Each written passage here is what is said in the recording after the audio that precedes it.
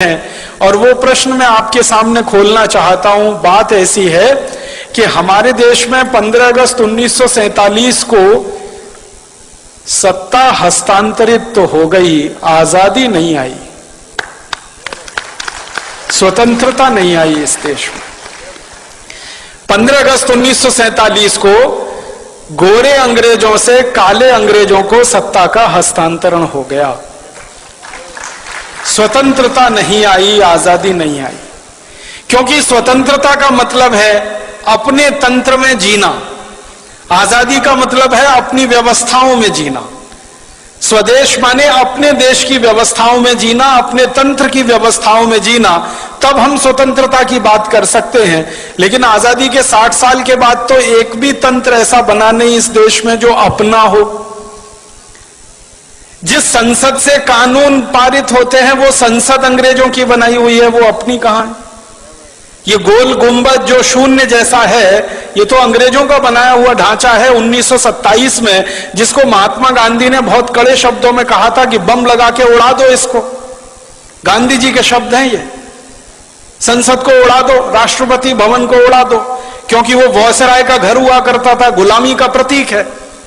तो गांधी जी से किसी ने कहा कि बापू आप तो अहिंसा वाले आदमी हैं और आप कह रहे हैं इसको उड़ा दो, तो उन्होंने कहा गुलामी के प्रतीकों को संभाल कर नहीं रखा जाता।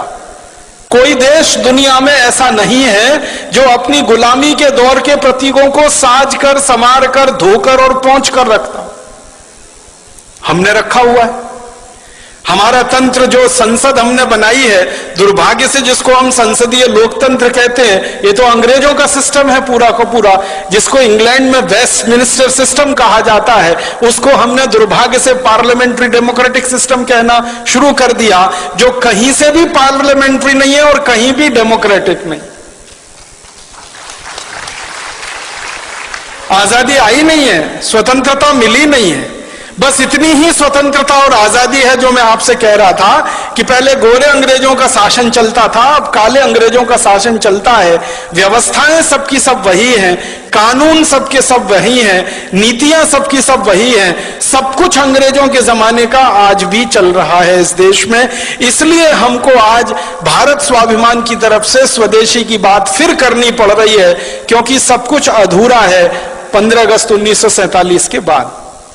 मैं आपको बहुत दुख के साथ एक बताना चाहता हूं, अंग्रेजों ने भारत को गुलाम बनाया और भारत जैसे 50 देशों को गुलाम बनाया। उनमें से कुछ देश हैं जैसे कनाडा है, ऑस्ट्रेलिया है, न्यूजीलैंड है, ये एक ग्रुप के देश हैं। भारत है, पाकिस्तान है, बांग्लादेश है, ये दूसरे ग्रुप के देश हैं। मॉरिशस है, श्रीलंका, ये तीसरे ग्रुप के देश हैं। ये ग्रुपिंग किस तरह की है? अंग्रेजों ने 3 तरह के देश गुलाम बना के रखे थे। एक देश को अंग्रेज कहा करते थे self governing colonies. Self governing colonies में ये था कनाडा, ऑस्ट्रेलिया, न्यूजीलैंड, ये अंग्रेजों का गुलाम था, लेकिन इनकी कैटेगरी थी सेल्फ गवर्निंग कॉलोनीज। माने वो देश कुछ कुछ अपने हित के कानून खुद भी बना सकते थे, लेकिन ज्यादा कानून अंग्रेज बनाते थे।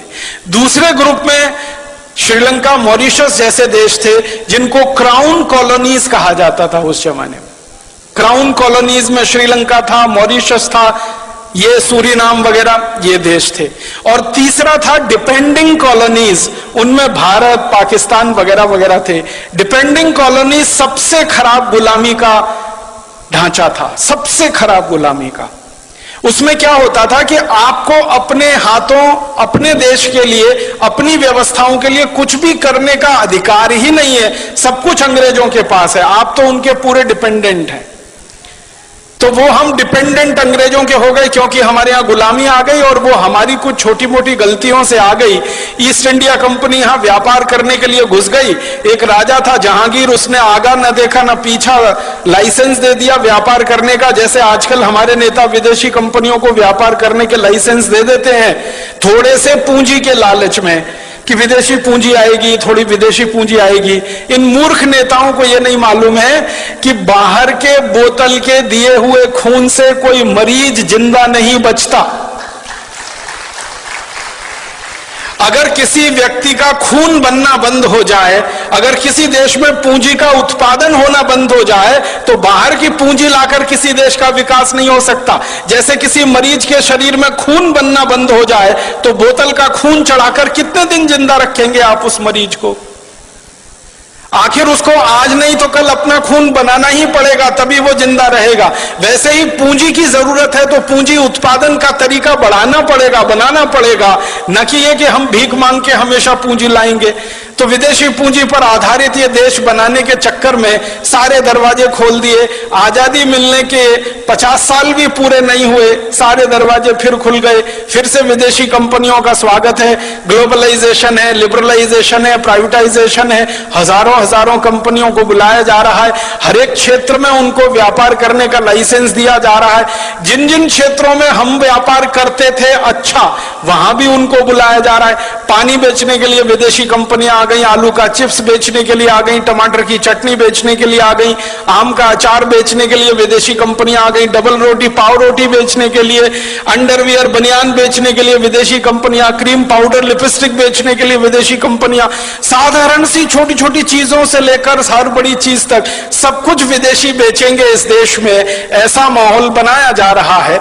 और उसी में जीएम फूड वाली विदेशी कंपनियों के लिए भी लाइसेंस दिए जा रहे हैं और उनको भी यहां बुलाया जा रहा है। जिनको बुलाने को दुनिया का कोई देश तैयार नहीं है, उनको भारत सरकारें दरवाजा खोल के बुला रही हैं, आइए हमारे यहां, जो करना है करिए, बस थोड़ा सा हमको पूंजी निवेश की जो जरूरत है उसमें पूर्ति होती रहे, थोड़ा टैक्स मिलता रहे और नेताओं को वाइंडिंग अप चार्जेस मिलते रहे, रिश्वत मिलती रहे, घूस मिलती रहे।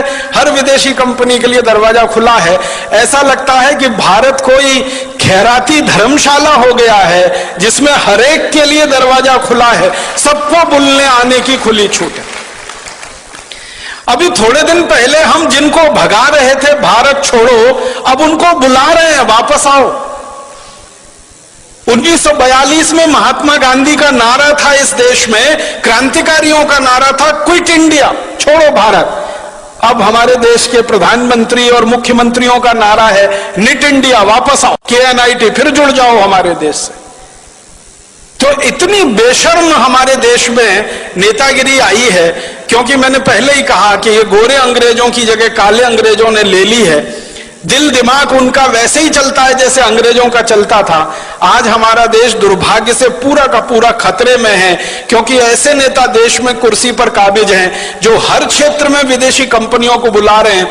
उन्होंने इतिहास से सबक नहीं सीखा है कि एक गलती जहांगीर ने की थी जिसकी सजा पूरे देश ने 200 साल भुगती थी।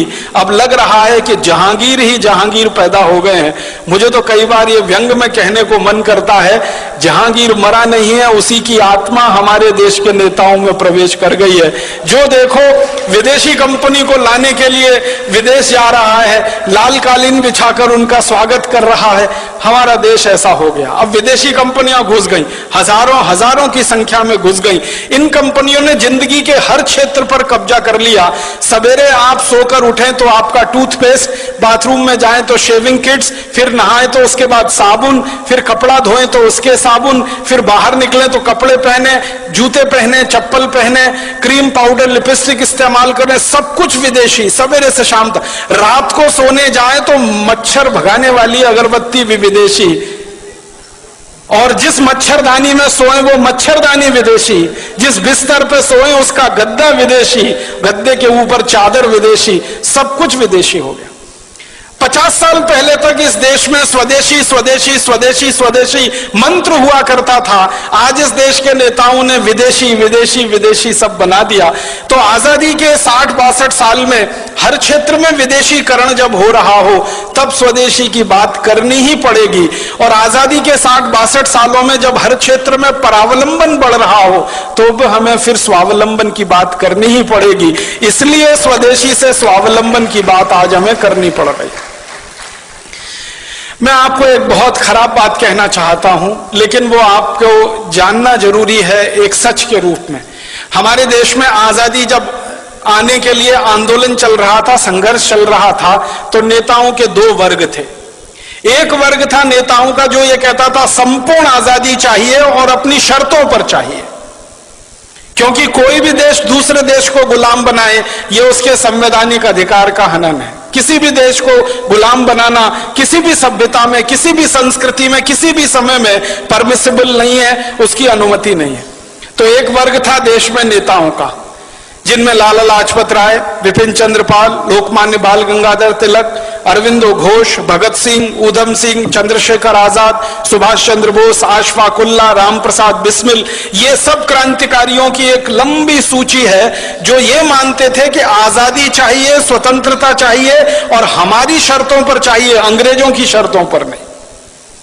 लेकिन इसी देश में एक दूसरा वर्ग था नेताओं का जो ये कहता था कि ना आजादी चाहिए ना स्वतंत्रता चाहिए, हमको तो अंग्रेजों की साठगांठ करके सरकार चाहिए। ना आजादी चाहिए ना स्वतंत्रता चाहिए, अंग्रेजों के साथ कुछ दोस्ती हो जाए, एक खराब शब्द है, कोलिशन बन जाए अंग्रेजों के साथ, गवर्नमेंट हो जाए हमारी। एक नेताओं का वर्ग ऐसा भी था जिसके नेता थे पंडित मोतीलाल नेहरू, जिसके नेता थे फिरोज शाह मेहता, जिसके नेता थे सुरेंद्रनाथ बनर्जी, जिसके नेता थे सुरेंद्रनाथ सेन। ये नेताओं का एक वर्ग था जो ये कहता था अंग्रेजों से गठजोड़ करके किसी तरह भारत में एक ऐसी सरकार बने जिसमें पंडित मोतीलाल नेहरू और उनके सहयोगी मंत्री हो जाएं और अंग्रेजों का प्रधानमंत्री रहे, ये उसके नीचे मंत्री रहे, बस देश में चलता रहे। आजादी की क्या मतलब, स्वतंत्रता का क्या मतलब। तो एक वर्ग था ऐसे नेताओं का जो अंग्रेजों से गठजोड़ करके सरकार बनाना चाहता था, और एक वर्ग था ऐसे नेताओं का जो संपूर्ण आजादी और स्वतंत्रता लाना चाहता था। दुर्भाग्य क्या हुआ, जब यह देश आजाद हुआ तो जिस नेता के हाथ में यह कमान गई या जिन नेताओं के समूहों के हाथ में देश की आजादी की कमान गई, वो वही थे जो अंग्रेजों के साथ मिलकर किसी तरह देश में सत्ता और गठजोड़ करना चाहते थे। तो मानसिकता अंग्रेजियत वाली थी। तो आजादी मिलते ही उन्होंने देश में वो कुछ भी नहीं किया जो होना चाहिए था आजादी के तुरंत बाद। हमारी भाषा विदेशी हो गई क्योंकि हम गुलाम थे। आजादी आई तो भाषा स्वदेशी होनी चाहिए, वो नहीं हो पाई। हमारी भूषा विदेशी हो गई थी जो आजादी के पहले थी, हमारी भूषा स्वदेशी होनी चाहिए थी, वो नहीं हो पाई। हमारा भोजन विदेशी हो गया था अंग्रेजों के समय में, अंग्रेजों के बाद हमारा भोजन स्वदेशी होना चाहिए था, वो नहीं हो पाया। हमारा भजन विदेशी हो गया था अंग्रेजों के जमाने में, वो भजन स्वदेशी होना चाहिए था, वो भी नहीं हो पाया। ना भाषा बदली, ना भूषा बदली, ना भोजन बदला, ना भजन बदला। और तो और भेषज हमारी औषधि जो पूरी स्वदेशी होनी चाहिए थी आयुर्वेद आधारित, वो पूरी की पूरी अंग्रेजियत आधारित एलोपैथी में चला गया। माने आजादी के बाद बदला कुछ नहीं, ना भाषा, ना भोजन, ना भूषा, ना भेषज, ना भजन, कुछ नहीं बदला। बदला क्या, एक ही चीज बदली, माउंटबेटन की जगह पंडित जवाहरलाल नेहरू, माउंटबेटन की जगह उनके मंत्रिमंडल के XYZ, और कुछ नहीं बदला इस देश में। सबका सब वैसे का वैसा ही रहा। हमारे देश में संविधान सभा बनाई गई, संविधान सभा में बार बार बहस हुई भाषा के सवाल पर, लेकिन उस मामले को पीछे लटकाया गया। बार बार बहस हुई कि अंग्रेजों का कोई प्रतीक हमें नहीं रखना है इस देश में, उसको ऐसे ही लटका के छोड़ दिया गया। सारी की सारी संविधान सभा की बहस बेकार हो गई जब 1935 के गवर्नमेंट ऑफ इंडिया एक्ट को भारत का संविधान बना दिया हमारे देश के लोगों ने। बहुत दुख और अफसोस होता है, गवर्नमेंट ऑफ इंडिया एक्ट अंग्रेजों ने बनाया था भारत को 1000 साल गुलाम बनाकर भारत पर शासन करने के लिए, वो हमारे देश का संविधान बन गया। गवर्नमेंट ऑफ इंडिया एक्ट का कॉमा फुल स्टॉप और भारत के संविधान का कॉमा फुल स्टॉप आप मिला लीजिए, कोई अंतर नहीं है उसमें। और जब ये बात उठी तो ये कहा गया भाई जल्दी है, जल्दी है, जल्दी है, इतनी जल्दी में भारत का नया संविधान नहीं बन सकता, तो थोड़ा गवर्नमेंट ऑफ इंडिया एक्ट ले लिया, फिर अमेरिका के संविधान से, कनाडा के संविधान से, ब्रिटेन के संविधान से, यहां से वहां से वो कटिंग पेस्टिंग होती है ना, जैसे PhDs किए जाते हैं ना हमारे देश में। 10 किताबें इकट्ठी कर ली, फिर उसमें से 11 छप गई, वैसे ही दुनिया भर की 10 किताबें इकट्ठी हो गई, 11 हमारी बन गई। भारत का संविधान, जिसका सबसे बड़ा झूठ है वो वाक्य जिसमें कहा गया है हम भारत के लोग इस संविधान को आत्मार्पित करते। कब किया था कोई बता दे मुझे, भारत के लोगों ने उसको आत्मार्पित? संविधान सभा के कुछ नेताओं ने उसको आत्मार्पित कर लिया, तो वो भारत के लोगों ने आत्मार्पित कर लिया, ये कैसे कह सकते हैं? कभी रेफरेंडम करा के देख ले इस देश में, कब किया था हमने आत्मार्पित उस संविधान? कानून अंग्रेजों ने बनाए 34,735 हिंदुस्तान को गुलाम बनाने के लिए, सारे के सारे कानून बिना कोमा फुल स्टॉप के आज भी चल रहे हैं। इंडियन पुलिस एक्ट अंग्रेजों का बनाया हुआ, इंडियन सिविल सर्विसेज एक्ट अंग्रेजों का बनाया हुआ, इंडियन पीनल कोड अंग्रेजों का बनाया हुआ, क्रिमिनल प्रोसीजर कोड अंग्रेजों का बनाया हुआ, सिविल प्रोसीजर कोड अंग्रेजों का बनाया हुआ, और तो और इंडियन एविडेंस एक्ट अंग्रेजों का बनाया हुआ, इंडियन सिटीजनशिप एक्ट। हम भारत के नागरिक हैं नहीं है, ये भी अंग्रेज तय करके गए हैं। उस कानून के आधार पर हम भारत की नागरिकता पाते हैं या नागरिक हो पाते हैं। कानून वैसे ही है, भाषा वैसी है, शिक्षा पूरी की पूरी जो अंग्रेज छोड़कर गए थे वही की वही है, स्वास्थ्य व्यवस्था, चिकित्सा व्यवस्था जो अंग्रेज छोड़कर गए थे वही की वही है।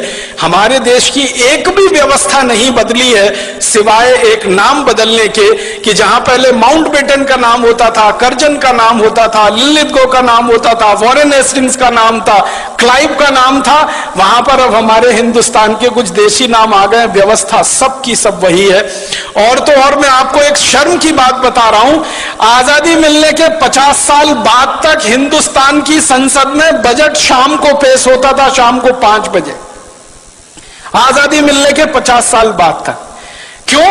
जब हमारी संसद में शाम के 5 बजते हैं तो लंदन की संसद में सवेरे के 11:30 बजते हैं।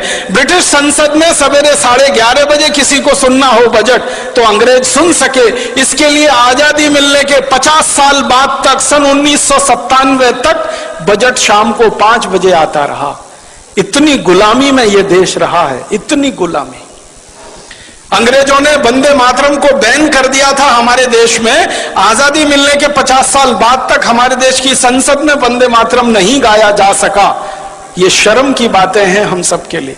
तो इसलिए हमारा मानना है, कम से कम मेरा तो मानना है, आजादी आई नहीं है, स्वतंत्र, कम से कम मेरा तो मानना है, आजादी आई नहीं है, स्वतंत्रता मिली नहीं है, सत्ता का हस्तांतरण हो गया, गोरे अंग्रेज चले गए, काले अंग्रेज आ गए, देश वैसे ही चल रहा है, व्यवस्था वैसे ही चल रही है। इसलिए न किसानों की हालत सुधरती है, न मजदूरों की हालत सुधरती है, न गरीबों की हालत सुधरती है, न मजलूमों की हालत सुधरती है। क्योंकि ये व्यवस्था जो आज चल रही है ये तो अंग्रेजों ने बनाई थी लूट के लिए, खसोट के लिए, बर्बादी के लिए। आजादी मिलने के बाद अगर व्यवस्था वही चलेगी और आप ये कहो लूट ना हो, तब तो ये होने वाला नहीं है। लूट तो इस व्यवस्था का मुख्य आधार है। पहले अंग्रेज लूटते थे, अब हमारे ही काले अंग्रेज लूटते हैं इस देश को।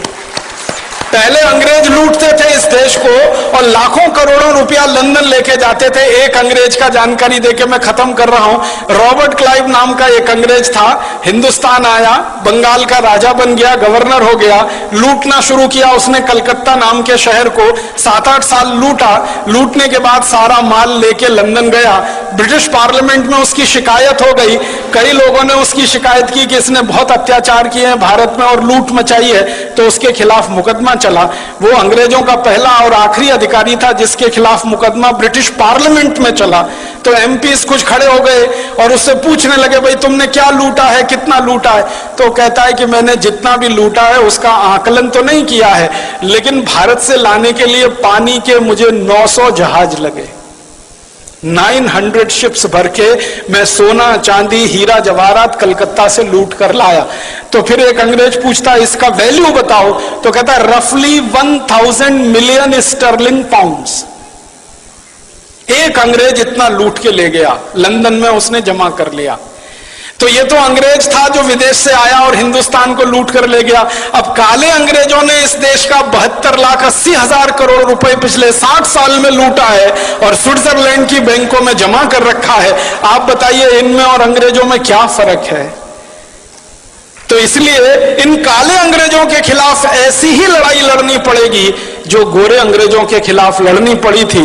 इन काले अंग्रेजों को हिंदुस्तान से ऐसे ही भगाना पड़ेगा जैसे कभी अंग्रेजों को भगाना पड़ा था, और इस व्यवस्थाओं को खत्म कर देना पड़ेगा जो अंग्रेज हमारे यहाँ छोड़कर चले गए हैं। हमारी पूरी की पूरी कृषि व्यवस्था और कृषि नीति अंग्रेजों की है, वाणिज्य व्यवस्था, वाणिज्य नीति अंग्रेजों की है, टैक्सेशन का सारा सिस्टम अंग्रेजों का है, एजुकेशन पूरा अंग्रेजों का है, सिलेबस पूरा अंग्रेजों का है। और तो और सब्जेक्ट नहीं बदल पाए हम आजादी के 60 साल में। एंथ्रोपोलॉजी अंग्रेज पढ़ाया करते थे गुलाम लोगों के अध्ययन के लिए, वो आज भी पढ़ाया जा रहा है इस देश में।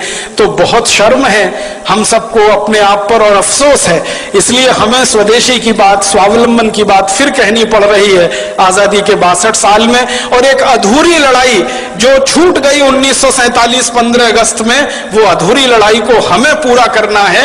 स्वतंत्रता हमें लानी है, स्वराज्य की स्थापना हमें करनी है, स्वदेशी को लाना है, स्वराज्य और स्वदेशी को लाकर ऐसा एक तंत्र बनाना है जो सुजलाम सुफलाम भारत का प्रतीक बने।